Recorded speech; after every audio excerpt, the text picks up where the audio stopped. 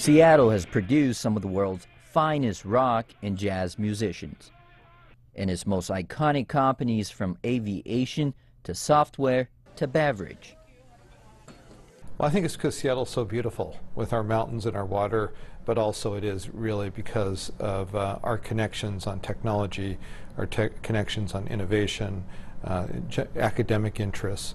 Obviously, some pretty important companies in the United States are Seattle companies: Microsoft, Starbucks, Amazon, Boeing, just to name a few. Chinese trade with the state of Washington, of which Seattle is the largest city, is now more than any other state in the U.S. China has also recently surpassed Japan to become Washington State's largest trading partner.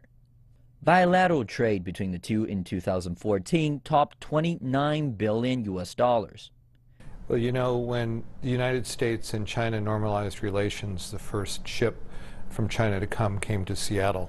Washington State, which is the state that Seattle is in, our #1 trading partner is China, and we share so many things in common in regards to our technology and our interest in innovation and addressing issues in climate and sustainability.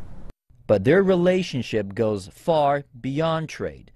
The Emerald City is home to one of the largest Chinese communities in the U.S. In 1979, Dixie Lee Ray, the then governor of the state of Washington, was the very first U.S. state governor to visit China after the two countries normalized relations. And President Xi Jinping is no stranger to the northwestern state either. In 1993, he visited the city of Tacoma as party secretary of the eastern Chinese port city of Fuzhou. Well, we certainly have been working with the Chinese government and with our own government in Washington, D.C. To make sure that the president has an opportunity to see the things he'd like to see and visit the people he'd like to visit.